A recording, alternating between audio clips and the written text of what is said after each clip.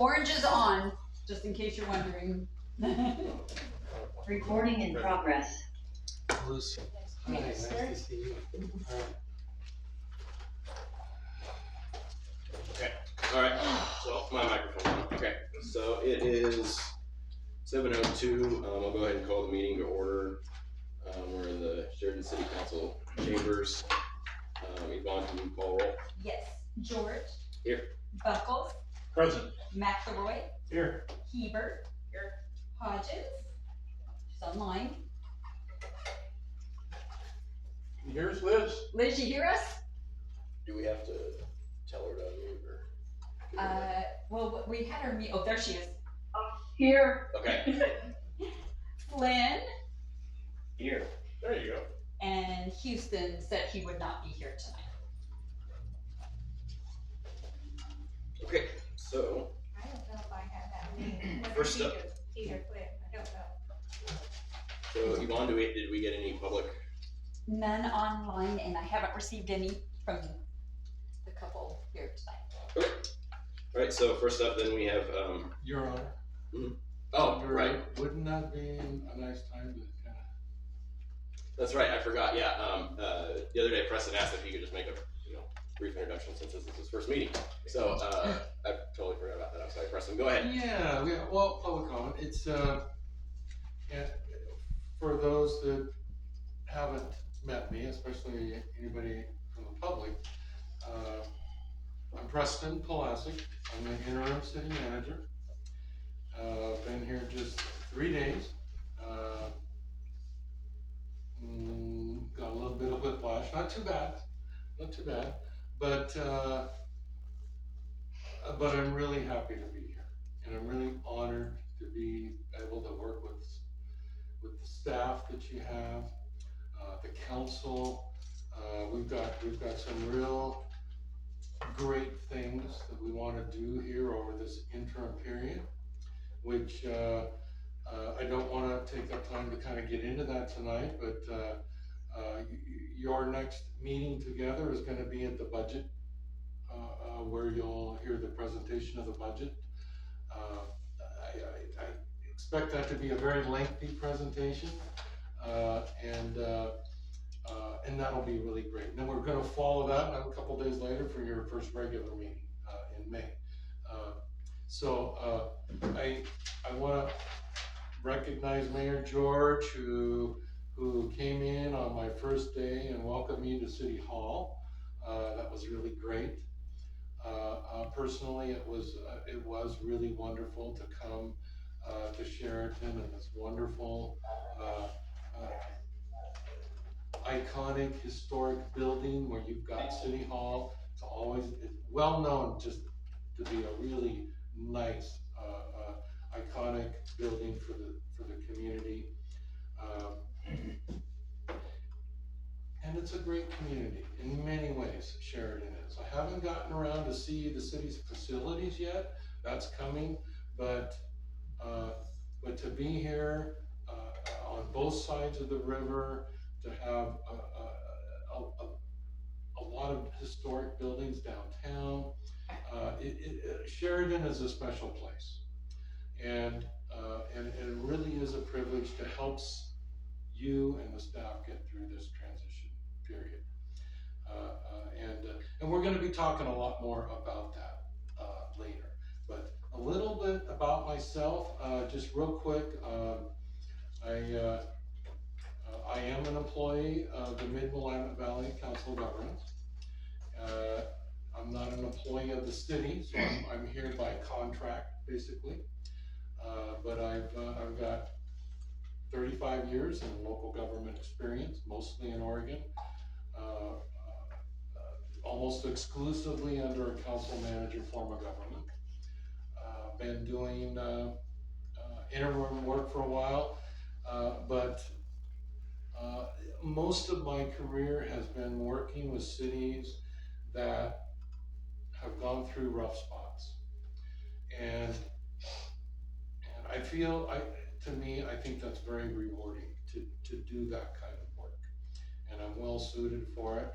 And it's been a couple of years. Sheridan's gone through some rough times these last couple of years. Most all of you can remember a time earlier when City Hall, council, staff, the public, it's real, I don't know of a better word than harmony. You've got people moving in the right direction, understanding where the city's going. There's communications up and down and across the organization. There's trust. And when you've got that harmony, you're in a position to do really great things as a community. And you will be there again.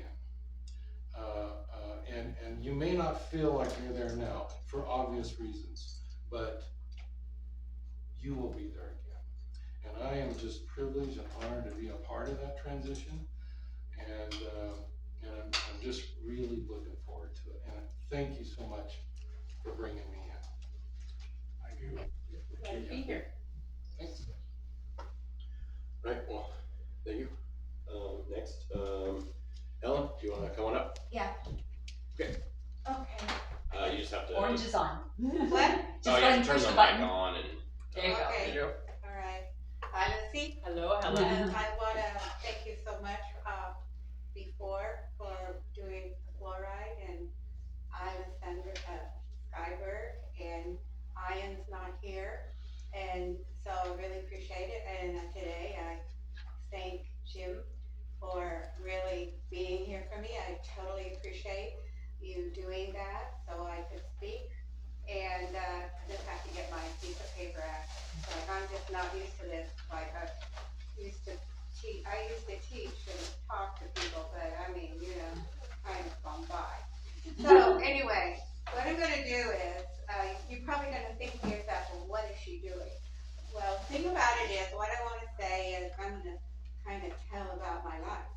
So that is that, I bought my land in '74, that was at the time of land use. And then I had two friends, and they built me a cabin in 6 days. And then I got a stop work order. And so then I started dealing with inspectors until this day, all this time, I'm still connected to the planning. I know those people all these years, I've, dealt with them, and, which is very good. And also, I'm good friends with, the county road guy, and if something needs to be done, like a stop sign or something, then he'll take care of it, so that's really good. So I lived in Portland, but then, I had my land out here, and, I dealt with the head of the Goodwill, to get the, formaldehyde out of the smell in the Goodwills, and I accomplished that task, which I'm very proud. Then when I'm out here, the casino opened, and so I would go to the buffet, and then I would see the old-fashioned way of everybody getting water and nobody hardly drinking it, and that was wonderful Grand Ron water. And so I talked to them about it, and then I wrote something in the paper, Sheridan paper, and they stopped doing it. If they want water, they can ask for it, but they just, when I see like the Chinese restaurant, when they give water, or one of the restaurants in McMinnville, I'm just horrified because water's so important. So then there's Taylor Lumber that existed, and they even came up to my house to look down at their company about lights, but nothing happened. And then one fall, there was so much fog and toxic smell, and I cannot remember the girl. She lived down in the area, and both of us called DQ, and we got that place as a Superfund. It closed down, and then a couple later had the plant, and the lady was very nice and came up to my place to look at the lights. Nothing got accomplished. Then her husband died, and then the Canadian company got the company, And, so the thing, what they did is they sprayed, on, Rock Creek Road, and it's like not good. It's Rock Creek River, water that goes into the Yamhill. And so we got that stopped. This year they're not cutting at all. It tells me that things aren't going as well. I just can read their minds almost. And then, the other thing is that, they made a new rule, the federal government made a new rule that people aren't really following as far as having wildflowers on the state highway, on the easements. And so, there were flowers that were, in front of the pole plant. And, so the company said I could keep the flowers there for a year, but that was about it. And then they started mowing, and then I wanted to have that area, the highway, let me see, to adopt a highway. And, so I talked to this guy who was ahead of it, and he used to be a policeman, and he said no. And, so then what happened is, I dealt with McMinnville, the state, and so we were gonna meet out at the pole plant, and we were gonna meet with the guy at the pole plant. He saw me, he went back inside, he would not talk to me, and I was devastated. And so then I went to the new man who was a district attorney, and then he took the whole thing over. And, he ended up like the state was gonna take care of it. Neither the pole plant or we couldn't share, that area. It was just the state, would decide when they were gonna mow, so that was taken care of. As far as the Superfund, they got in trouble last August, and it's not completed yet. The guy lives in Eugene, he's, from Ireland, he has an accent, I can call him anytime I want, he'll let me know things. And, they didn't tell the truth about how much leakage that they had done. I mean, Superfund figured it out. And then there's OSHA. OSHA takes care of the place too, and there's these little, flags that are around, and, Superfund has their own way of what they're doing, but OSHA has something else that they do and have to keep track of them. They really, I think, are trying to care about the lights in some way by statement. But before, not so long ago, when I talked to them, they're thinking about 1970, that you have to have lights on when you walk up steps. So, they're kind of really behind in a way.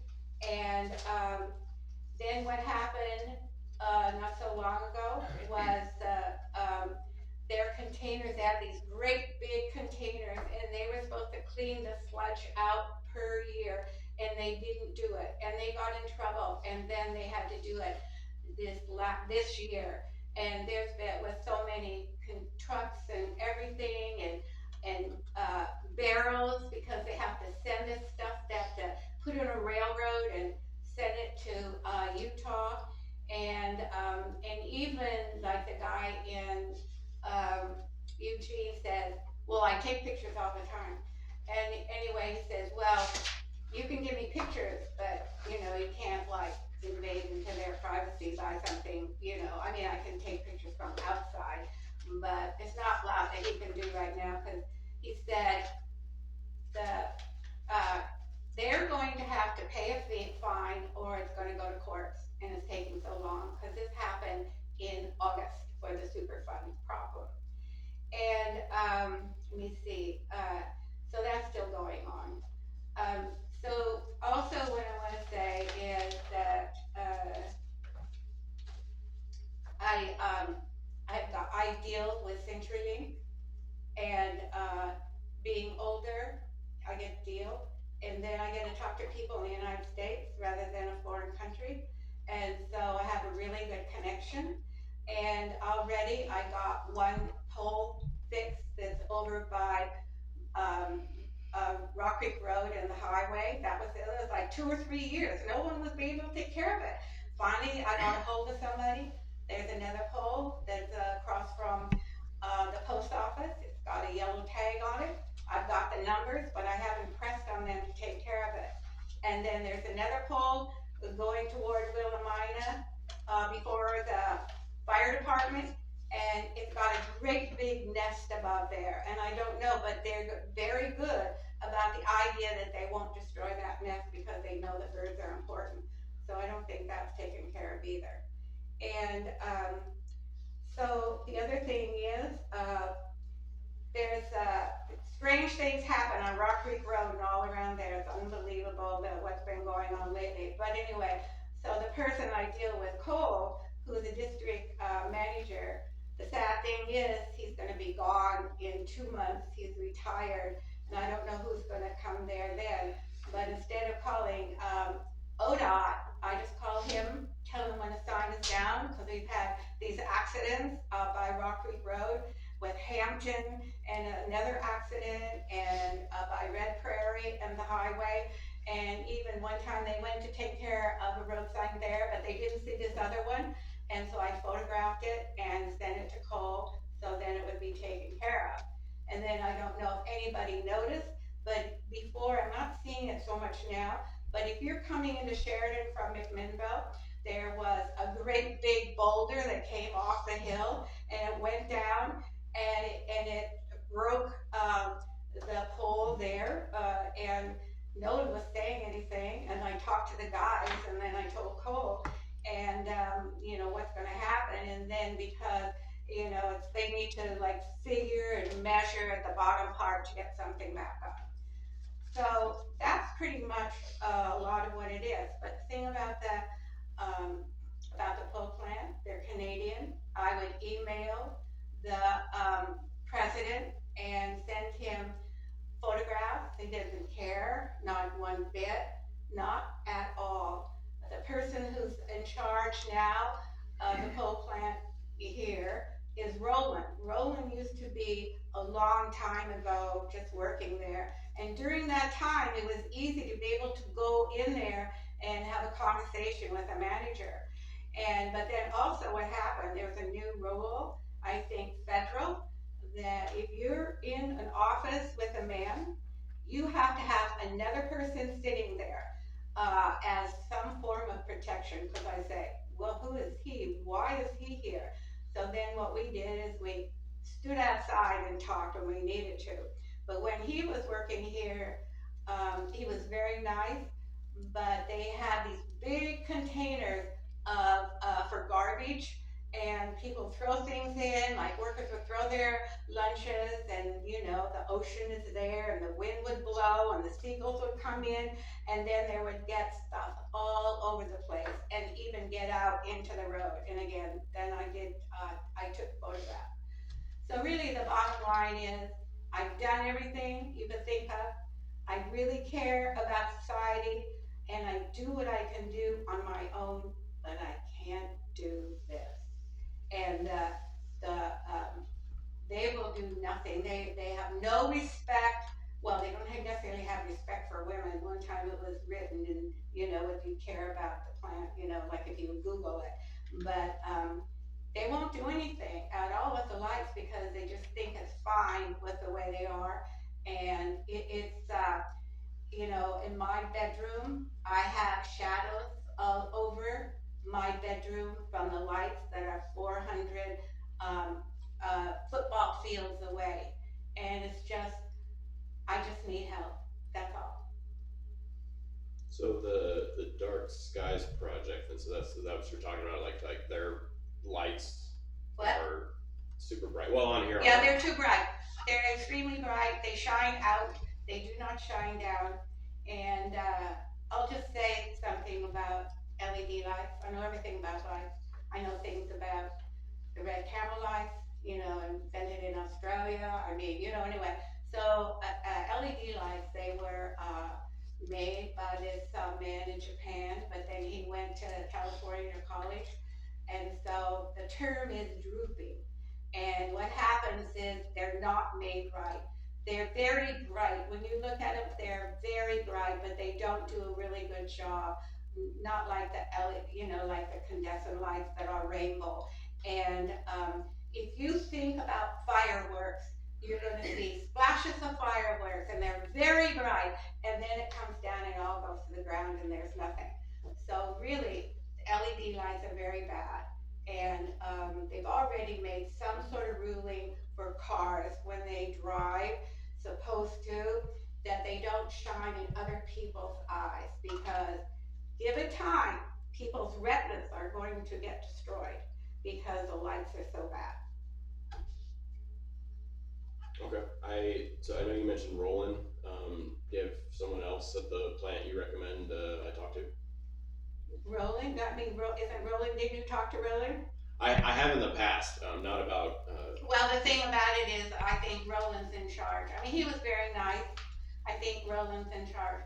So, what I'll do is, since I got through with my little talk, then, well, the other thing is that I was an artist. Once you're an artist, you're always an artist, and you can't help yourself.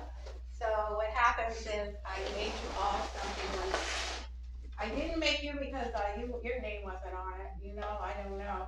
So, Hopkins is not here, then you, the manager, just a minute, then you, and Dennis, you're Dennis, and then this Sure. person, right? So, let's see, this is yours. thank you. Here's Lucy.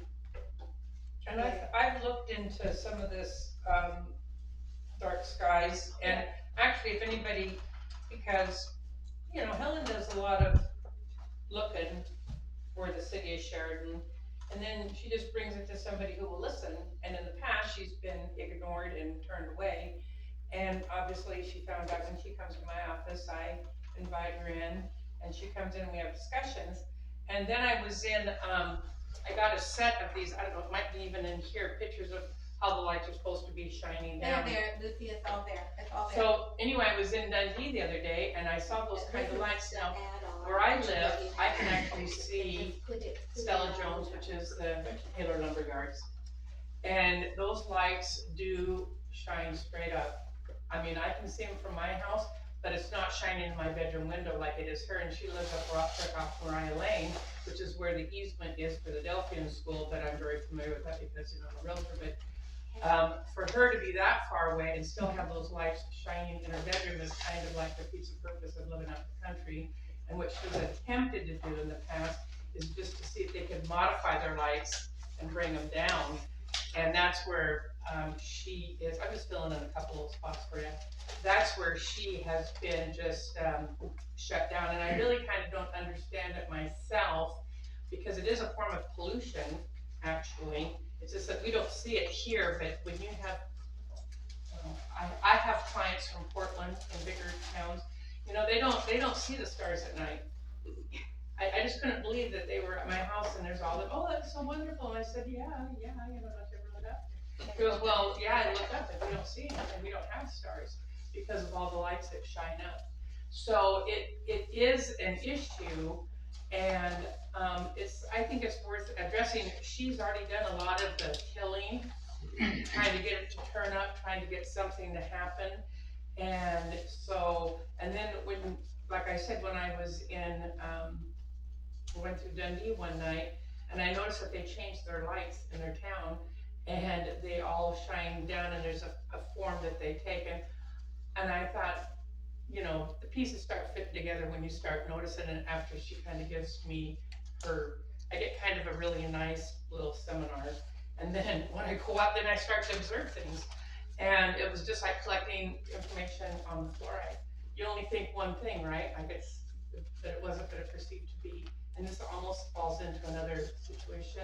Well, the thing about it is that I have the records for Dundee in there, because it was one of the first places, and I did not say, I decided to call Tucson because I saw what they had on Google, and there were so many pages, and I talked to the guy, said, don't you have something a little simpler? I want to go to City Hall. And he said, no, it's because the astronomers made all the rules, and it's very complicated because they are very upset about dealing with the light. But anyway, so this is one of the pages, and you can see all that brightness that I see, that I put that together. And then this company here, these guys, the father and the son, they're nearby. So I did a little arrow because their lights are right here. So, so it's like, just so you know, you're getting something. And the other thing is, dark skies, they're like, they beat their drum all the time. I mean, if you go to them, they keep doing things in a better way. And they sent me a small package of what you have on the left-hand side. I put it in envelope so it would not fall apart. And then I just thought, well, I think I'll get some more. And I just got some on Friday, and it said Helen Bitar, City Hall, and or City Council or something like that. So they didn't know I was coming here, but it was just like came on time. And so if anybody needs any more, you know, like the stuff on the dark sky, I have something. Just let her know. She can call me. And it's just, I've done all that I can, and giving you all kinds of information. It's really just a simple thing. It's just don't see the bulb of the light. That's really all what it's about. This is really a good little summary. Tells you what the difference can happen. And of course, if you don't live next to it, why would you care, right? Because we should care about our communities if we were living there too. And I saw this, and then I saw what Dundee had done. So, I mean, thank you, Helen. Yeah. Yeah, thank you, Helen. Okay.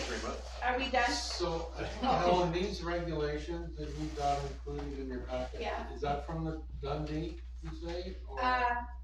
Some could be. I can't remember it's in there for some place along in there that the Dundee, it might be further along. That was these, Huh?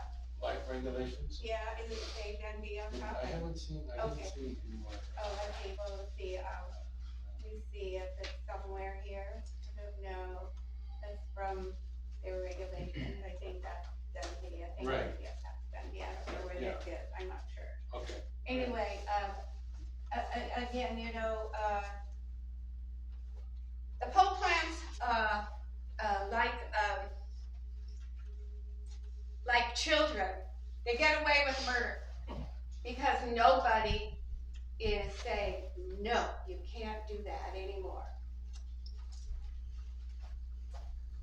Okay, everybody, thank you so Okay, much. thank I you. really Thank you. appreciate you letting me talk. Hey, Helen, What? you spelled my name wrong. Can't believe that. What are you talking about? School teacher, it's Hebert. It's not Herbert, it's Hebert. Oh, H-E what? It's Hebert. It says Herbert. Well, I got it on Google. Well, I don't do Google, you know that. I don't do. It's okay, don't worry about it. I just wanted to point it out to you. before you I left. think that I looked on Google. I can't believe I made Lucy, a are you mistake. sure you don't spell your name wrong? I probably have been spelling it wrong all my life. No, I thought that I got it on Google. I'm So so it's, sorry. no, just teasing you. No, I'm sorry. Just teasing. Okay, Thank you so Thank you, much. Helen. Thank you. bye-bye. Thanks a lot. Appreciate it. Okay, next up, have the code enforcement priorities. And I believe what we have in our packet is for the business item, so we don't have any materials on this, so it's just be a discussion. And I know Ian was one of the counselors who has talked to me about this several times, so it's too bad he's not here, but and I know Liz was looking at other ordinances, similar issues in different cities.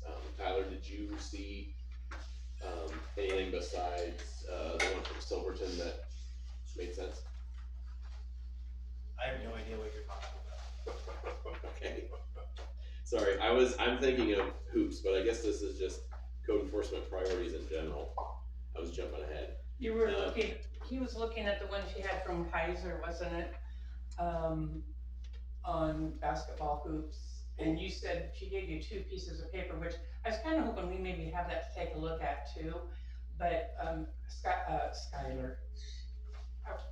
Tyler saying that he liked the one, I think, from Kaiser better than, the other one was from Silver. Style and quality. Oh, that That's what it was, well, okay. it was completely- Okay, well, Liz has her hand up. Liz? Okay, I was gonna correct them and say it's Tualatin style, yeah. Oh, okay. Okay, well, I guess this is, code enforcement priorities in general, not necessarily just hoops. Yvonne? And Kill, the basketball hoop, resolution is included in the packet tonight. I think, Preston was gonna maybe help us address a little bit about, code enforcement moving forward and, what the priorities for the code enforcement officer will look like as we move forward. Okay. I believe that's, we were gonna have Angela here tonight to, help with that, but, she, could not be here due to some extenuating circumstances. Okay, well, Preston, Well, thanks, Your Honor. I think what you're all discovering is that code enforcement is a very sticky issue. And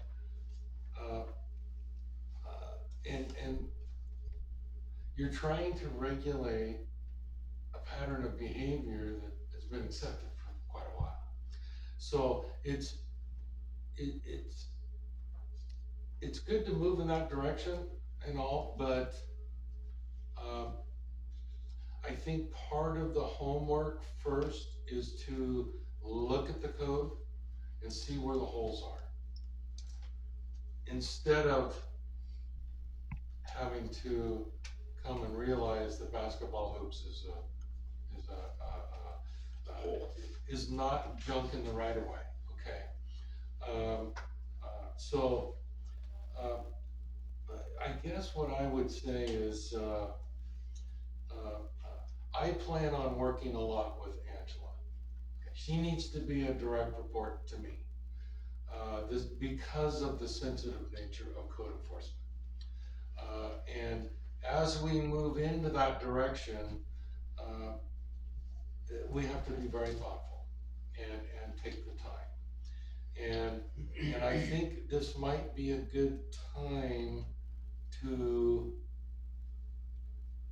for council to take a pause on this and give me a chance to work with Angela, work with tidying up our code a little bit, where areas are needed, to make sure that when we do go to regulate those, it can be clear and uniform. We still need to have discretion on how to implement that, because the ultimate result is compliance. And there's many ways to get to compliance. And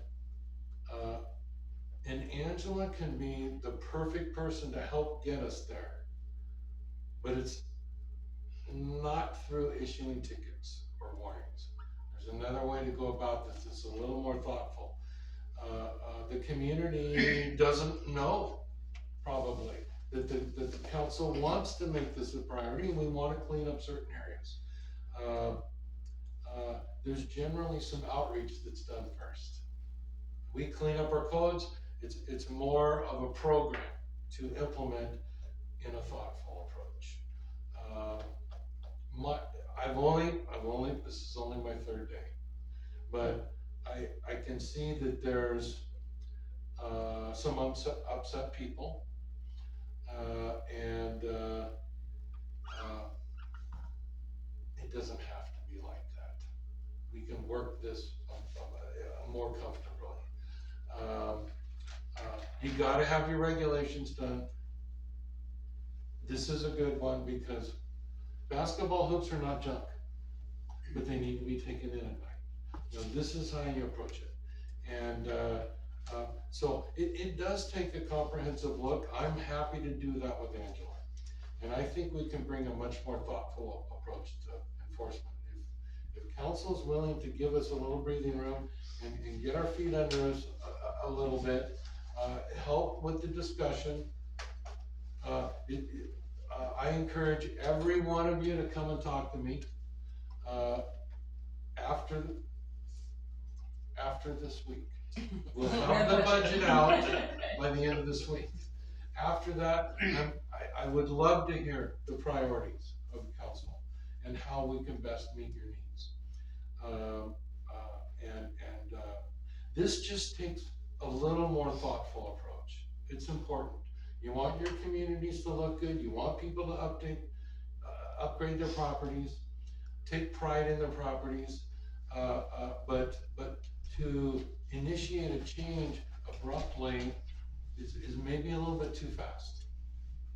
So that's my advice. Does that sound okay for folks? Well, Liz's hands up, it's been up for a while. she might have accidentally left it up. Oh, okay. I'll go, but I can check with it. I was just gonna say, real quick, I don't think that's a bad idea. I think our, a lot of the people in town know it's a thing now. Good. I think it got started in 2021.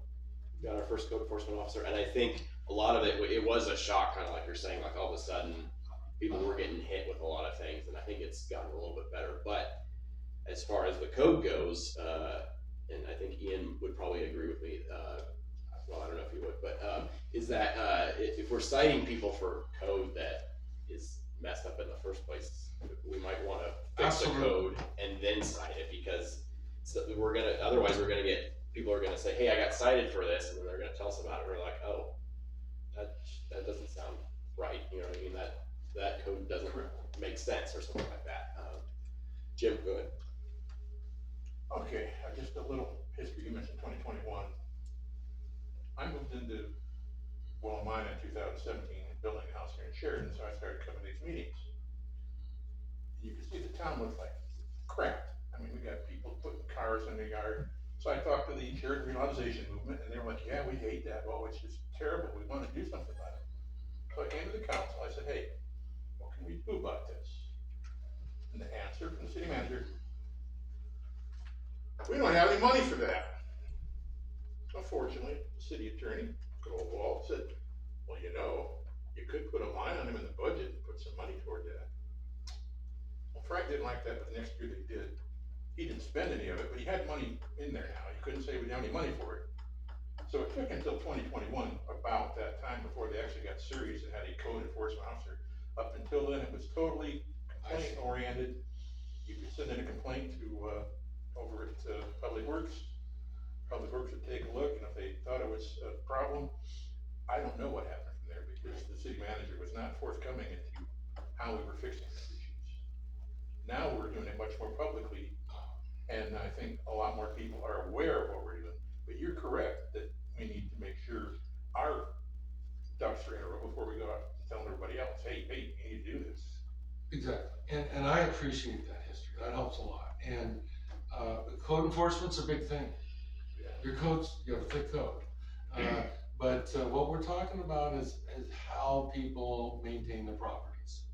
And some things are clearly, there's not a lot of a warning involved, and in some cases it's summary abatement.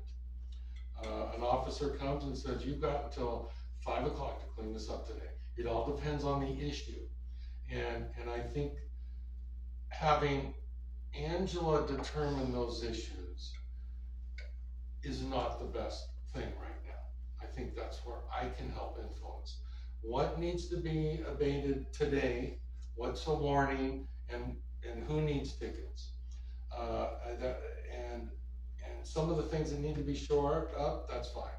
But I can bring many years of common sense to this, and always have a thoughtful approach before you ultimately is enforcing compliance. There's many ways to achieve compliance, like I mentioned, but like any other code enforcement officer, I hear a lot of great things about Angela, and the fact that she's our emergency management coordinator means a lot to the city. But she's trying to enforce the code, and my influence would be yes, in some areas. Let's talk. I will supervise that function, and we will take a real thoughtful approach on those stickier issues. regardless of what the code says. And if it has to be cleaned up, you'll see that, like this with the basketball hoops. That's a nice carve out in the code. We deal with it accordingly, but it's not junk. Lucy? I just wanted to say thank you because that was a real, the word I'm looking for, compromise for, what was that, the last meeting? It felt like it was either hot or cold. And I felt that those items need to be looked at because it's just not that easy to do, but you brought up some really good points in what needs to be looked at and not just, wham bam, Exactly. you know what I mean? And then there's gonna be repercussions to that also. So thank you for that. Oh, you're welcome. I was just gonna say, Liz, do you have anything? Your hand was up. Yeah, I was gonna add that so far, when we change an ordinance, or in this situation, the basketball resolution, it's when there's been an outcry from the residents, and I think that we've done a good job at listening to the residents of the town, because if they are vehemently opposed to something, we have to figure out a better way to approach it in terms of what makes them, more comfortable and satisfied with the ordinance, and we've done that. We don't have the time as a council to go through all of our code and change everything, but as things come up, and a couple of things have come up that we've changed to the benefit of the entire town.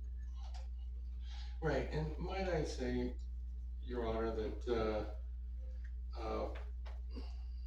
enforcing codes is what your staff does. How you go about it is a matter of style, experience, and all of that. And we need to have council direction in those areas. But I want you to have confidence that your staff is going to be always fair and apply the law where it needs to be. That doesn't mean we're gonna cut corners or certain people are gonna get special privileges. That's not the way it is. It's a matter of dealing with a difficult subject matter. Code enforcement is difficult. Right of way is a lot easier to deal with, but dealing with private property is different. Lots of steps to go through, but I think you've probably not had the luxury of hearing from a city manager in a long time that can really address the effectiveness of what we're doing. And I want to explain a lot in the budget presentation about where this council and the city and the budget need to think about going, and as a city, and it's going to take a lot of policy discussion. It's not a discussion of how we do things. It's a discussion of setting policy to move the city forward. You've got a lot of things coming at you. It's not things like this. We can handle things like this and be very thoughtful about it, and get direction from council in a meeting or in a non-meeting, in over a phone call, a text. The nature of the work sessions is great, but I'm hoping that the council wants to move into policy discussions. This is not so much policy. This is nuts and bolts kind of thing. It shows being responsive. And I would say that's maybe, this is a reaction to perhaps not the best way to handle code enforcement. Instead of just throwing the book at people, that's not the best way. But you've got a lot of difficult policy things to decide that we need to have council set policy for.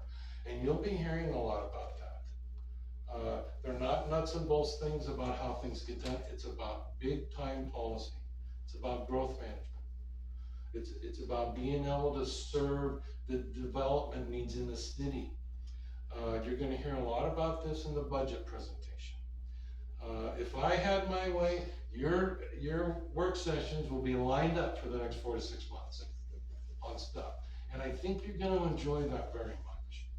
To give you all the information you need to make sound policy decisions in that. That doesn't mean we're gonna leave code enforcement. I think if you hear complaints about code enforcement, I need to know. But we want to switch from being reactive to proactive, not only on the staff side, but on a council side. Through this transition period of the next 4 to 6 months, there's a lot of work to get done. And you want to be able to, when you bring in your permanent manager at the end of that period, you will be set. You will be set to look forward. Mayor George come in, a wonderful meeting, welcomed me to the meeting. He talked about strategic planning. I think that's a perfect subject. That's a great subject. That's where we want every mayor to be, and the council. But that's a discussion you have with your permanent city manager. You're not quite there yet. Given my opinion, you're not quite there, but you will be. So I'm sorry to kind of get off that a little bit, but I'm very happy working with Angela on the code enforcement stuff. And if you hear complaints, I need to know about it. We'll take a thoughtful approach, and we will ensure that people's properties and the right-of-way is maintained in a reasonable way that's not that's thoughtful, and realizing that the end goal is compliance, and there's ways to get there. I kind of got off track there, but You're okay. I think you should expect a recommendation on every issue that comes to council. No matter how trivial, any action item, you're gonna get a full staff report. That's my job and the job of your staff to recommend on everything you decide. And those staff reports will be consistent, and you'll get those all the time. And it's a great place to start. And all I ask really is something we've already talked about, and that is that the councilors come to meetings having done their homework. You've read the packets, you've read the staff reports, you are informed, you've had questions answered ahead of time, and when you get to the council meeting, you're ready to engage council in a really productive discussion to get things done. And I don't want you involved in my work intimately. I don't want to be involved in what you're thinking, and but we can be partners in policy and administration. And you've got a lot of work ahead of you, and I think you're going to enjoy that very much. This is heavy-duty policy making that's coming your way. Okay.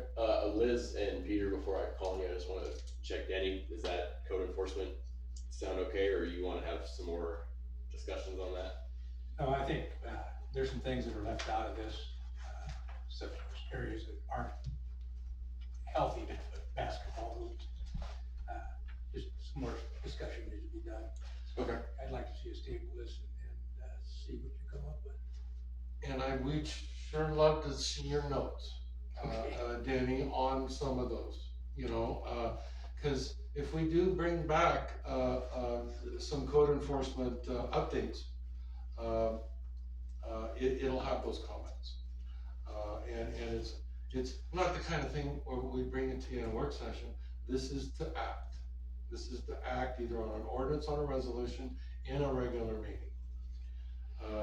Your work session times are precious to deal with much bigger and important issues, yes. Okay, Peter, you got your hand up. Conversation's drifted a little bit since since I raised my hand, but Preston, I imagine most of us are on the same page with you here. Execution and staff are under your purview, and anyone's welcome to correct me if I'm wrong. But I think the understanding is that you're welcome to act in a way that you think is best. And very similar to what you said, we want to be concerned with policy, not micromanaging the city. Past practice was just a matter of necessity, Yes, understood. Okay. So, I think we move on to the first business item, the resolution, but Denny mentioned, you recommend tabling that for now? Yes. Getting some notes. Is that a motion, Danny? That's a motion we table this Okay. till the next meeting. Okay. Just a matter of clarification. When you table something that's off the table, there is no postponement. If you wanna postpone, you have to be clear, you wanna postpone. I think what you really wanna do is kind of table it. Well, But maybe I don't, but so I just wanna be clear. If you wanna postpone it, that's okay. You just gotta be clear in your motion. Tyler, what do you recommend? I thought tabling it would just be saving it for a future agenda item, but we can postpone to May 19th. yeah, so if you wanna talk about it again, I would motion to postpone. I make a motion to postpone. To May 19th, okay, gotcha. Second. Okay, first and second, any discussion from anybody? Okay, don't see any, alright, all in favor?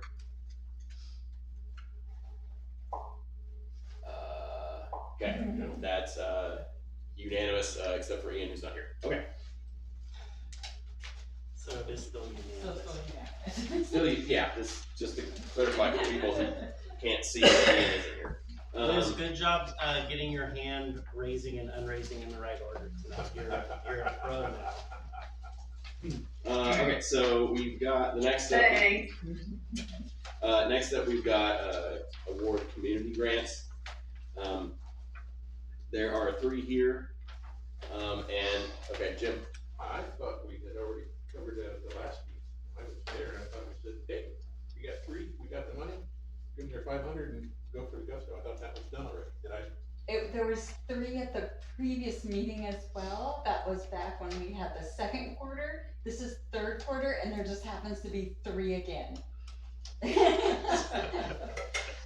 I was going to suggest, since we have $2,500 available this quarter and there's only $1,500, if council decides to award each, group $500, if we use that $1,000 to work with the Chamber of Commerce to match their facade improvement grants that they're going to be putting out. I know the Sheridan Revitalization did those, and Chamber's doing them next. And I thought it might be helpful if we put this extra $1,000 this quarter to match the Chamber of Commerce's facade grants. If that would be up to council, but. Well, I think it'd be good to put it in a contingency and then wait to see what comes up, because, just like, what is it, Rotary or Chamber, whatever, anyway, help with the porta potties, and we weren't sure what funds were there. And, excuse me, I was raised by a banker, so I'm used to having money put in a savings account. And then that way something else comes up, because I think after we have our budget meeting, we could be having a pretty tight year coming up, and it might be nice to be able to do something, but then, if we're out of money this year, we're gonna be, out. But you could use it, but then again too, definitely save it in a contingency that we could possibly use for something later. Yeah, if we set it aside, if we just set that $1,000 aside, because as far as I know, Chamber doesn't have their grants ready yet. So we can just set it aside, and if council wants to, wait to award that until next meeting or whenever Chamber has their applications ready, or at least for us to see, then we can say, okay, yeah, we'll match one of these grants. Danny? I believe we're limited to $500, so Oh, for this? Yeah. And this money's set aside for the grants.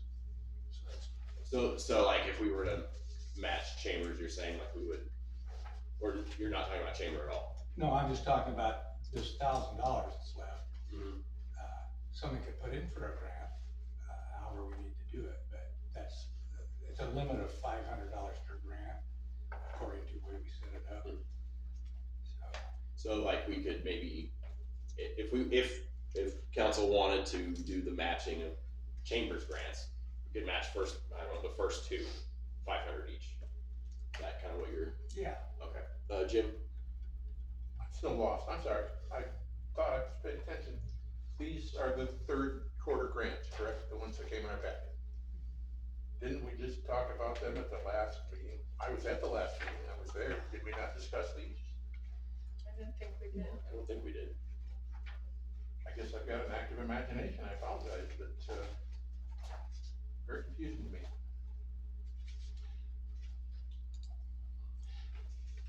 Could I jump in, Your Honor? Sure. The $10,000 community grant program, is that what you'd like to see in the budget for next year? Do you have thoughts of changing that? But you'd be happy with another 10,000 and doing the quarterlies and everything? I think it's great that you offer up opportunities throughout the year. There's no deadlines, whenever you got a request, you put it in, and it just kinda goes to the next. It's quarterly. Yeah, so we have like a deadline each quarter. I see. And then but sometimes we have rollover, so sometimes at the end of the year, we've had a few extra thousand that we've done something with. Right. I think we did something last year, I can't remember what it was, but yeah, there is some sort of a deadline, but people can apply as early as they really want. Right. But yeah, I would like to keep it going just, to, help community organizations that are trying to do things and need extra funds. I mean, $500 is something, it's not. It's great. crazy, but That's what yeah. it is. It really is. And there's various ways to go about this. You've got a style, a thing, already a method. That's all fine. But we will look to have a grant program available next year for 10,000. Okay. Sounds good. Question? Yeah. How go come ahead. it has Sheridan logo contest $900 if there's a $500 cap? Oh, that was what was it?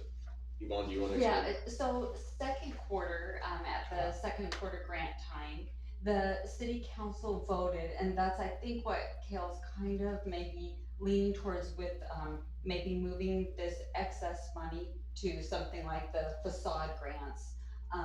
They voted to designate $900 of that community development money for the logo, contest awards.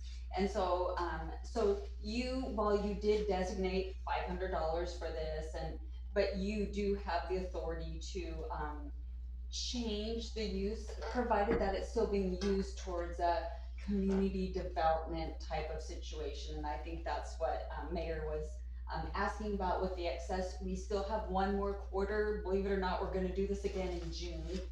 Before the end of the fiscal year. So we still have another $2,500 so we can fund another 5 grants. So just keeping that in the back of your mind for this last fiscal year. Thank you, Jim. To answer your question on Lucy, the reason it was $900 is, Cal thought it'd be a good idea to have first, second, third place for the logos. And we all agreed to that, but then the next question is, well, where's the money gonna come from? Well, that was my point. Yeah, well, the money got pulled out of the grant program at $900 for that specific thing. But we still were able to give $500 each to the other 3 applications, so it wasn't like it hurt anybody. We still, managed to save $100 out of that. No, it was just the cap of 500 and this 900, so that's why I asked. Well, Not a problem. first place got 500. No, but I meant, Second, just, third, it yeah. wasn't even that, it was the 900 when everything else is 500. Oh, gotcha, So okay. That was it. Okay, well, I guess we can talk about what to do if we wanna give, help chamber and some matching funds or whatever, but I think probably the first thing we need to do is, decide what to do with, three applicants. Jim? I move to award the Sheridan Community Development Grant to the Art Conspiracy for $500, Faulkner Chapman School for $500, Orphan Kitten Rescue of Oregon for $500. Second. All right, first and second, any discussion? Sounds like Liz, did you mean to have do you have a question? I was gonna second. Oh, gotcha, okay. Okay, well, no, if there's no discussion, then I'll call for a vote, all in favor? Lucy? Oh, sorry. Yeah, okay. Sorry. Alright, that's unanimous, okay, great. If we want, we can talk about awarding the extra 1,000 toward the end of the meeting, or Jim? I think it would be really super easy. We awarded the grant as promised. Save that $1,000 we didn't spend, put that in the fund. And at the end of the year, when we have our fourth quarter applications, if we want to award more money at that time, or award more that we're gonna match the chamber counters or whatever, let's do it at that time rather than worry about it. Okay, yeah, cause I guess I didn't realize June is. Right around the corner. Yeah, so we might have, 6 weeks. if 3 people apply again, then we'll have 2,000 to share or something, but go ahead, Lucy. But so in the same breath, we might have during the summer, different things, to help different projects, you could have 8. Yeah. And instead of turning 3 down, you'd have extra money to be able to help support some others. That's the only reason why I said the word contingency, because we got this next group coming up and at the end of June, so there might be more applicants than we have funds for, kind of, sort of. Yeah. But yes, I agree with that. Okay, next, unless anybody has anything else, is computer replacements. This is informational. Jim? I'd like to say thank you to Kai for just giving us this information. In the past, the city's been buying a lot of things, and sometimes they're fairly expensive things. We don't know anything about them. And I think this is great. This isn't even speaking as the big budget. This isn't a lot of money, but we should know that this money is being spent. So this is fantastic. We're finally getting notified on things like this. And I would hope you'd like to continue that as interim city manager. Yeah, there's different forms for keeping council informed on that, and we need to talk, Jim, and see, so I can find out how you like to receive that kind of information.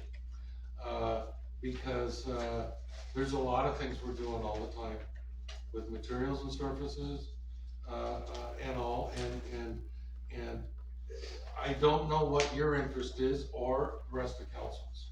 So, let's follow up on that and talk about that. Okay, Yvonne? Jim, I'm gonna add a little bit to that, because it may have been me who said, Kai, we gotta do this. But, we, also are, working with, transitioning to a new IT company, which I know, most of you sitting in this room will be thrilled about. I know we've been less than enamored with, our current situation, and so we're working with a company that is as local as they're going to get. And I just wanted to make sure that you knew that was like a part of all of this, and we'll have a lot more information in the next week. So. Yeah, I'd just like to say real quick for Preston, I'm not looking for you to ask for permission. If it's in the budget and we have money for it, you do your job. Right. But I think we've spent, what, $20,000 for concrete pads that we knew nothing about. And I'm not asking, it was in the budget, that's great. Those are the kind of things that have just been zipping over our heads that we never hear about until somebody in the community says, hey, what do you guys, well, we put some cement, well, what did it cost us? I don't know, we didn't get that. Well, that's the kind of things that have been happening, and that's what I'm so happy to see this come out. This isn't, quote, important, but it's great to know. When somebody's whining about, well, the city didn't do, hey, we're upgrading our computers right now to maybe fix that problem for you. Thank you for that, yes. That's part of our service to the council, is keeping you informed. And I appreciate it very much. I'm very serious about that. If I could, Your Honor, there was a comment that came up about the chamber for matching funds for a facade program. I haven't cracked your development code yet. I haven't talked to Liam about this, but do we have standards for downtown development? Facade standards? I'm not sure about facade standards. I know we don't have, I don't think there's much that we do have, but I don't think we have. So this is the chamber initiative to help people in a certain way. As far as I know, That's all great. as far as I know, I believe it is. I'm not 100% sure it is specifically facade. I believe it is. I know it's similar to like what the revitalization that just did for their grants, but I believe it's gonna be facade. But they haven't finalized it yet, so maybe that could change. Jim? I was gonna say, I hadn't heard about the chamber, I knew about the revitalization, but they rewarded, $500 for 2 different businesses downtown. But I wasn't aware about the chamber, so this is more good news. Yeah, it really is. It sounds like it. Cause as you just coming into town, you probably see, we could use a little improvement on some of the facades in the center of the city. Yeah, yeah. I think these are, some of the discussions we need to have. You bet. Okay, well, if there's anything, as we move on then to second public comment period. Yvonne, did you get anything? Okay, all right, so, next is mayor councilor discussion. I'll talk a little bit about what I've been doing. So I'm new to this, but I'm going to be, involved with the state legislature. I'm gonna be meeting with Representative Elmer in 2 weeks, I believe. I'm gonna be meeting with Senator Kate Lieber in June. I'm gonna be meeting with her budget officer, hopefully sooner than that. And then I'm going to be meeting with Senator Mike McLean May 13th. And this is about the capital construction. There's some funds, I believe it's capital improvement project, is that the CIP? Yes. And we're basically asking for funds for Sheridan Road. So those senators I mentioned, they're part of the Ways and Means Committee that kind of decides what projects get the funding. So I believe in the next week or two, they're gonna be opening up testimony to provide testimony on the bills and the projects and things like that. So I'm gonna be signing up to provide testimony about Sheridan Road. I'm not sure if I'll get it. I would, if they allow me to speak, it'll be only 2 minutes. But they allow written testimony, so whether or not they call on me or not that day, we can all provide written testimony. So I'm working on a template, basically that we can send community members and just ask them, hey, would you like to send a letter of support for this project? Kind of take a lot of the work away from them if it's a template, but you know, there's some community members I think, you know, that would be happy to do that and submit it, and then that way written testimony, they've got it, whether or not I'm able to speak or not. I'm probably working on other stuff, I'm not sure, but that's the big things. I haven't spoken in front of any government people. I've met Representative Elmer a couple times, but as far as some of the senators and been to the Capitol, I haven't done that. But I'll figure it out. Jim? Oh, I get the newsletters because I signed up when I had our previous representative over Representative. And the last one that I saw was they're pretty much done at this time getting the bills. Now they're just swapping them over to this House and the Senate. So are you thinking for next year, is that what they expected for you? No, so there's Preston might know, I'll probably get these terms wrong, but it sounds like there's 500 million set aside for projects. And this is what that falls into, this project, but there's been about $1.7 billion in requests. So like, they've got like a third of the money to meet the request. So it, you know, I've got like a third of a chance of Just by getting going, funding, but you're already ahead of people that just said, oh, we're not. yeah. So I mean, I'm gonna try, but as far as I know, yeah, there's money set aside, and the Ways and Means will decide what projects, you know, get the funding. And Laura's been working with us. She got our one pager sent over to Representative Elmer, and been working on that to get this to that level. But Preston, go ahead. Yeah, and we even talked about that project today. Great. As we're putting the final touches on a CIP for next year. So and Laura's a great resource. I would suggest you come in and talk to Kai and I that Okay. Monday. You're looking at providing testimony on Wednesday? If that's what it is, yeah, I was told last week they made it sound like they were opening it up, but that was something else. So I haven't been notified that they've opened up when to sign up for testimony, but if it's Wednesday, then yeah, I'll go Wednesday. Well, I thought you mentioned the 13th, that's why. Oh, no, the 13th I'm meeting with one of the senators. Oh, okay, so perhaps Monday of next week. And this is where staff can help. Okay. And the fact that you're out there advocating for these earmarks is really one of the very few ways that cities can get grant monies to help. It's an excellent way to do it, and there are certain things they want to hear about a road project. And we can just kind of go over that and give you what you need, whether it's written or to help you with your testimony. This is what we do, the staff, to support you in that very important lobbying effort with other elected officials, which we don't do, the staff. And so, thank you.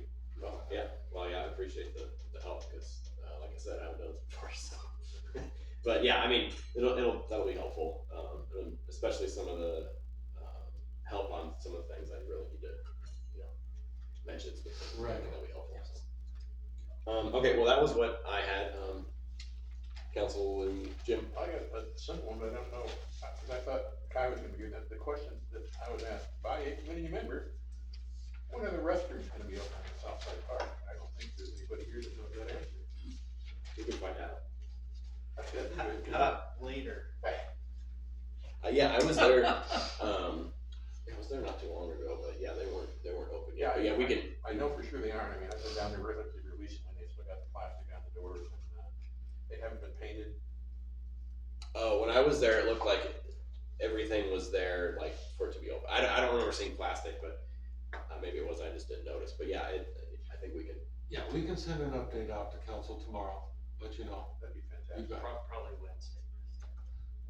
Okay, see you tomorrow. Okay, Danny. Yeah, I go over there almost every day, and they're locked up, this queen gets tore down, the tape gets tore down. Oh. But they haven't been able to paint yet, the weather to get warm enough they can now. I know they wanna put graffiti-proof paint on, probably inside and out. So I know that's been a holdup. It'd be good to share with Public Works that there is no rain in the forecast for the next 6 days. So now's the time. Yeah, it's a shame that they've been sitting there all this time and we've not been able to use it. I hope they are able to be used for summer though, because that'll just be super busy. But Lucy, did you have something? Yeah, I was, in regards to that, what is the update on the, I know that somebody put another application in to be the guardian of Southside Park. And they met with probably Kenny Peterson and somebody else. It must not have been you, but it was somebody else. They were wondering how that situation turned out. And for a little brief one with Southside Park, what they were hoping to do is have, like, they did at the cemetery, they have a fifth wheel parked there on a slab, and then it monitors the cemetery. And the city was thinking about having, what do you call it? Park host. Camp host. Thank you. And anyway, so they had some applications, and I know that somebody sent out an application the first time we discussed it. He finally left town because he was staying in the RV park at the end of Sheridan Road. And I happened to meet some people in the tax accountant office, and they have a really nice fifth wheel, and they said that they would go up there and like to see if they could be the host for the park. And they did meet with two people from the city, and I think one of them was Kenny, and I can't remember who the other one was.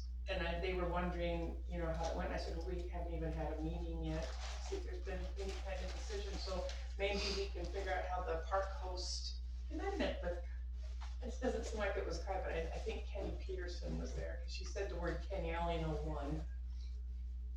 Okay, that's probably something else that we can Yeah. get it updated. You know, okay, Liz, do you have something? Yeah, I was just gonna read a quote from the News Register, and it says some of the projects that Representative Elmer and Senator Starr are advocating for are the Sheridan Road improvements and sustainability funding for McMinnville and Sheridan fire districts. And it says the revenue forecast will be announced on May 14th. So I'm kind of confused. If you're meeting them on the 13th and they're gonna announce it on the 14th, if there's enough time. Well, it's, anytime's a good time to meet with, your local representative, just to talk to them, and No, make I sure. agree with you, but they're gonna announce the revenue forecast on the 14th. Yeah. But they are advocating, it clearly said they are advocating for Sheridan Road improvements. From what I understand, that revenue forecast is a big deal for the entire state's, budget. So I think they're kind of operating, I guess, on, an assumption, and then so some of these earmarked amounts, might change if the revenue forecast is way, less or more. But yeah, I think when me meeting with them prior to that revenue forecast, I mean, it'll probably get brought up, but if nothing else, we'll just be able to talk about the project so they know what we're talking about and what it's going to encompass. Okay, I think that's good that you're doing that, for Yeah. sure. Yeah, I'm looking forward to it. Okay, anybody have anything else? Okay, Liz, go ahead. Or sorry, Lucy. Well, the other thing was on the ARPA funds that are being delegated for the Riverfront Park. And once again, Preston, this is something that you might need to have a preliminary update on. But in regards to that, Ernie Hebert is kind of working for the city for free. And he has been organizing this project for, I don't know, a few years. But what they've done is they've got engineering, there's a pavilion that caved in. But when Ernie was talking with Kai somewhere between last month and within the last 30 days, there didn't seem to be an agreement on what items needed to be addressed with the funds. And so Preston, Ernie would like to meet with you, so because Kai was not aware, Heidi was, Kai wasn't, there's a miscommunication, and before these funds are set in motion to have Preston recorded, he would like to be able to talk with the city manager to bring him up to snuff on what is going to be required to get that whole project done. Because there's some pieces that have been left out. He's not really sure. I said, don't worry. I said, I'll make sure that, and I can give you his name and number and his email address. And you'll probably appreciate Ernie because he's extremely thorough like you are. Should make for a good conversation. Well, Ernie's the owner of some future parkland? No, This Ernie is a different, okay, He's like, all right. he's almost like a city employee, except he's not getting paid, but he is working on this Volunteer. project to bring it up to snuff. Not kind of a city employee, but he's not getting paid. But he'll be able to bring you up to snuff on, it's kind of complicated and it's kind of long and you couldn't get into it right now, but if I can give you his name and number, then he would be glad to talk that over with you so that he can bring you up to where it's at. So I know the city was hoping to get something done, and we were talking last year about when the weather's nicer, but these funds haven't been allocated yet either, so that the requirements that the engineers that he has talked to is kind of an important piece to that puzzle before those funds are finally allocated. And I said, don't tell me, why don't you tell the new city manager, so, because that's your job. Absolutely, and I'd be happy to meet with Ernie after this week. And preferably after next week too. But ARPA has an impact on the budget. And there are some funds that you're looking to allocate. Now, a lot of those discretionary funds are being programmed into the budget next year for one-time projects. That's really how that money should be used, is those one-time monies should be used for those one-time infrastructure projects. It could be water, sewer, storm, parks is another one. But there'll be some money left over in that ARPA discretionary pot of funds for council to decide. And, but it may not be as much as you're thinking.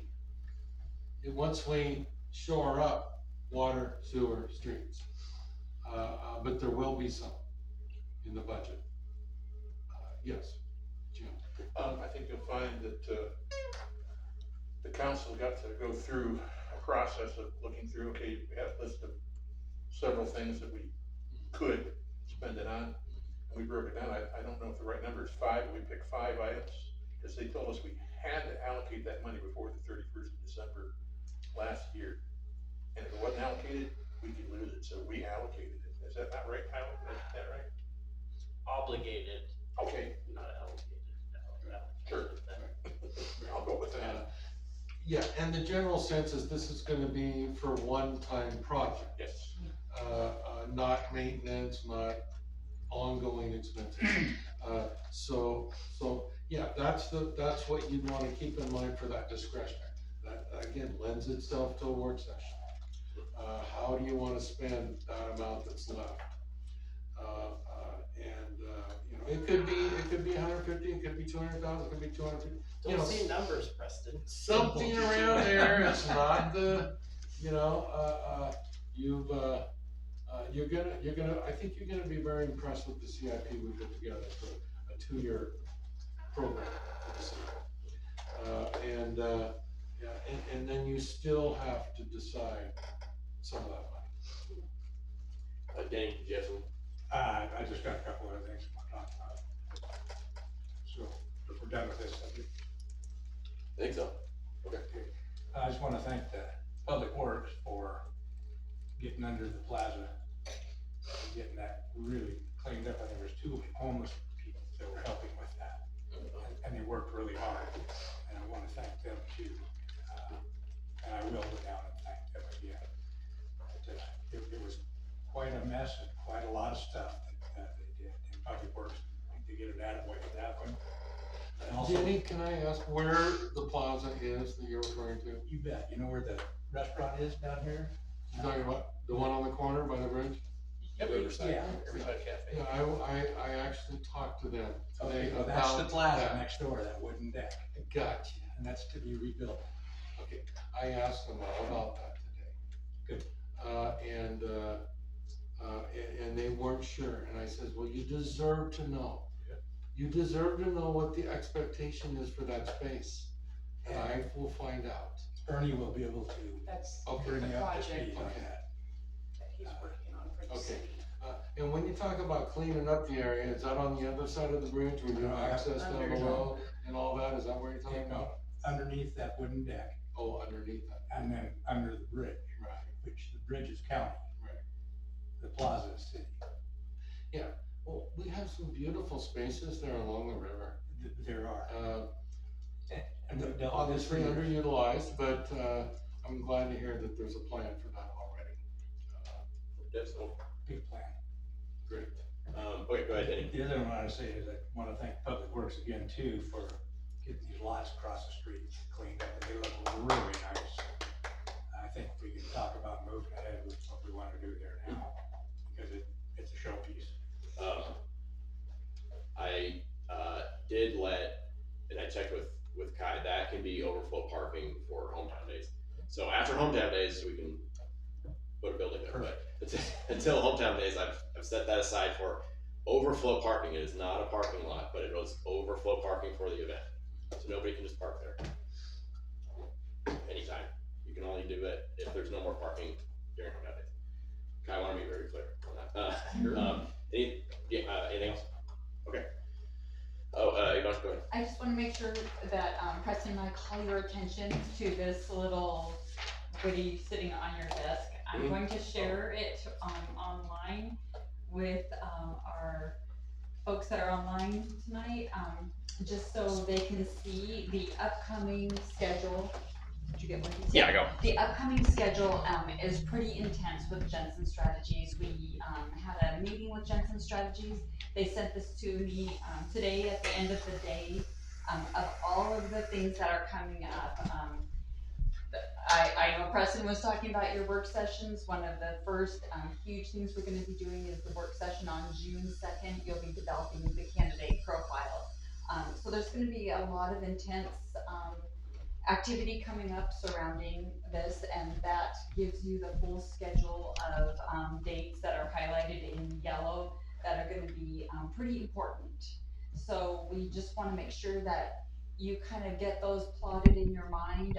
We have tried to make sure that some of the things that were happening, that we didn't have to do another meeting on top of all of the meetings you're already attending. So we, you know, when they were like, oh, how about Tuesday, June 17th for council adoption? It's like, well, no, how about Monday, June 16th, because they have a meeting anyway. So we're trying to shield you guys from having to be here every other night, and make it a smoother process that is a little more on the schedule that you're used to. So worked pretty hard on that. Some of it we couldn't do for all of the schedule, but as much of it as we could. So this is the schedule that they developed based on getting as close to your meeting schedule as possible. Okay. Can I get onto that a little bit? Your Honor? Absolutely. So, do focus your comments to bring those on June 2nd. That's where you communicate with the consultant about profiling. And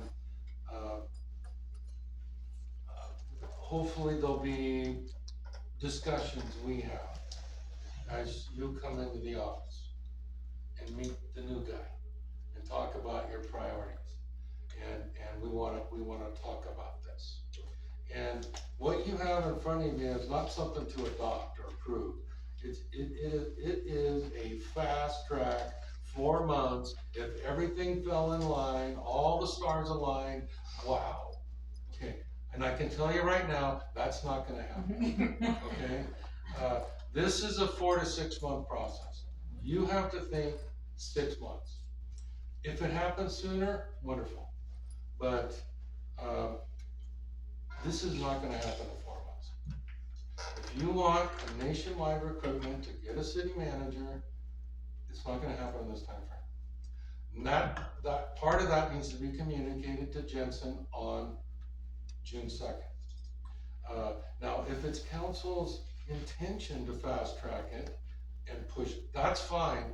But right now, I'm guessing that this is Jensen's way of trying to fast track it for something he's heard from somebody. But you don't want to rush this process. If you want to get a city manager, you may not get this in 4 months. You need to be thinking 6 months. So it's a guide.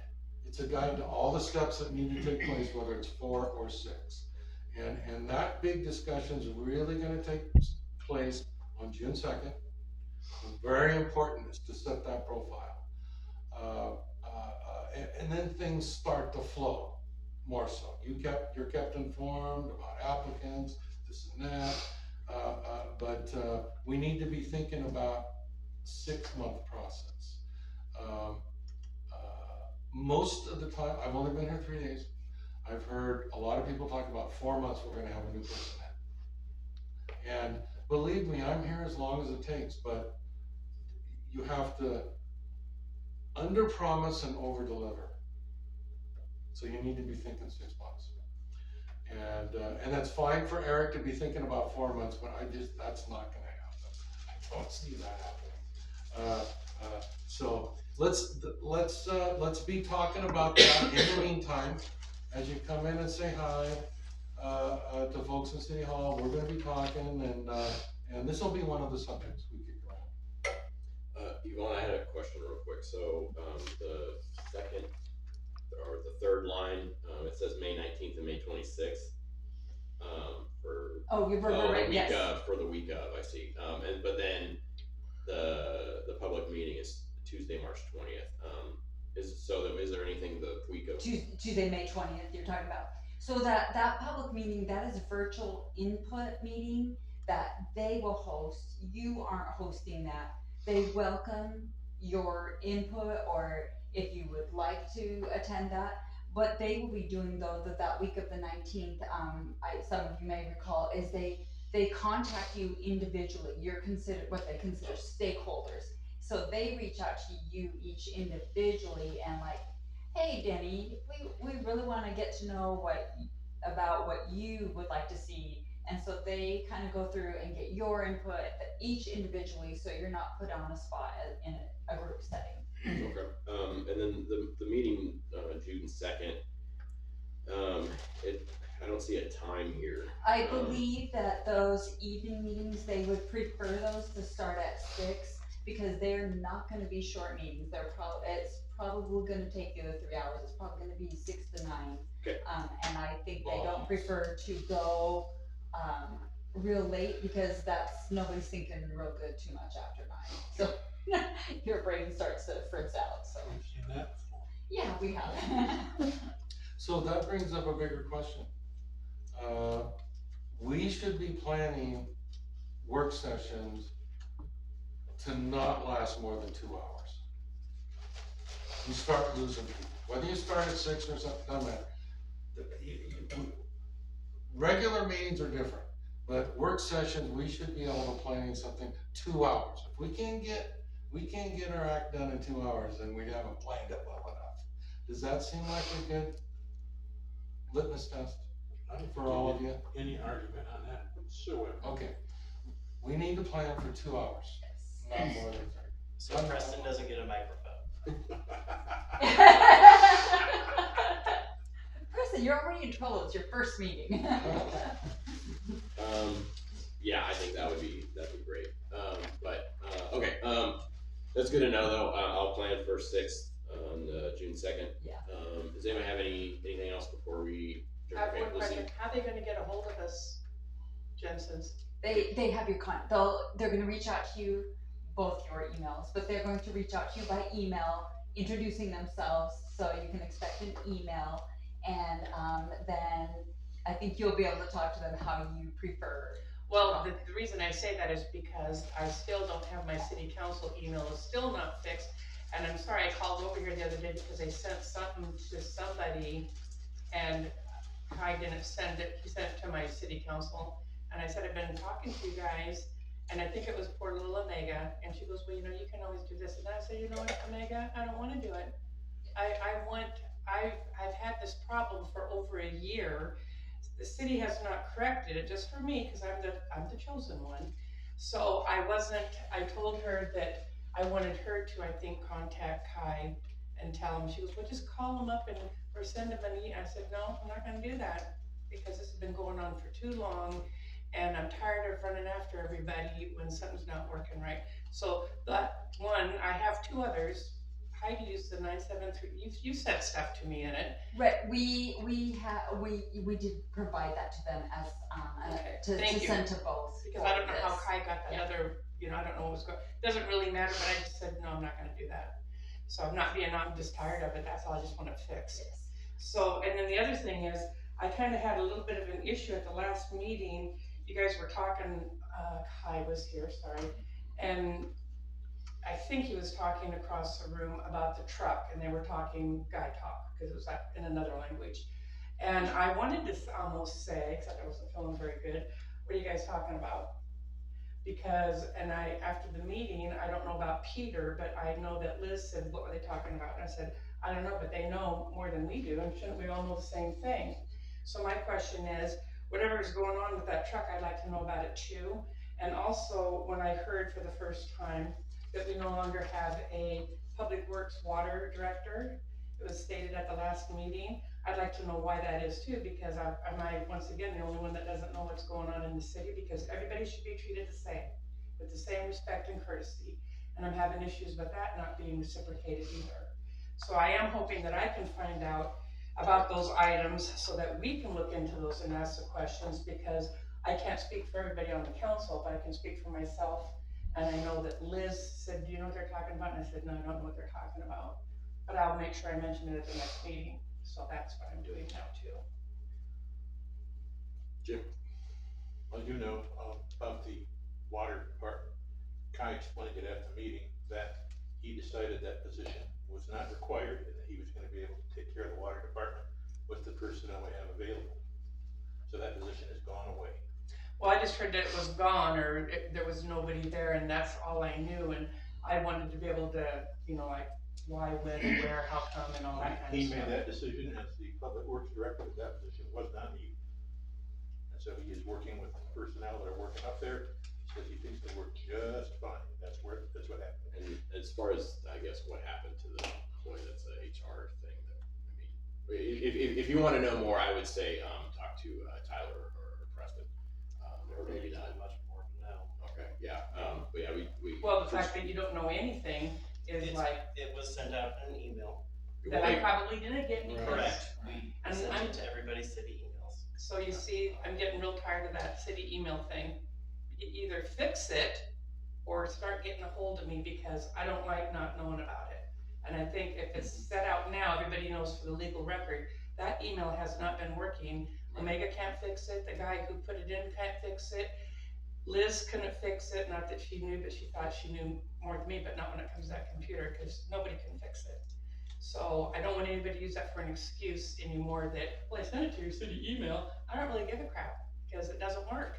That's how we communicate with our city council. There are reasons that we have those email addresses. Well, then have somebody fix it. I understand that it's frustrating, Lucy, Yeah. but you can't just plug your ears and go la la la.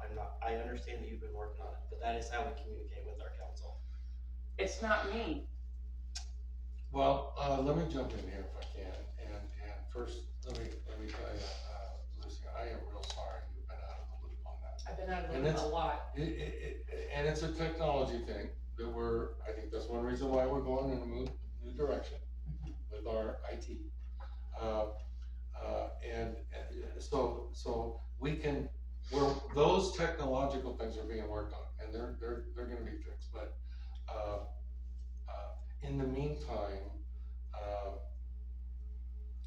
I want you to feel informed and come in and see me and staff. And we're gonna get that fixed on the email side. And I'm glad to hear nobody else is being affected, but the fact that you've got I apologize for that. That's not how we, as staff, we wanna take great pride in getting you what you need and keeping you informed. And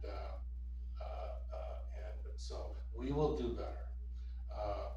You do have a secondary email address to use for me. Heidi used to use it all the time. And she would send me information, why this stuff isn't passed on to be, you know, used. I don't understand it, but it's not my job to understand it. I just know that I used to be informed, and I'm not at all putting it on this city email thing that, you know, that's what's old. Right, yeah, with your permission we can send stuff to a personal email. Well, it's not the best. No, it's a separate one that I made. It's not my personal one. It's a little thing just really kind of meant for backup for that kind of information. Then we can use that in the meantime, absolutely. You shouldn't be out of the loop, and I'm sorry for that. Thank you. Okay, anything else? Okay, we have a motion to adjourn then, right, Danny? Make a motion to adjourn. Okay. Second. Okay, any discussion? No, okay, all in favor? Okay, all right, unanimous, all right, we're adjourned, it's 8:41.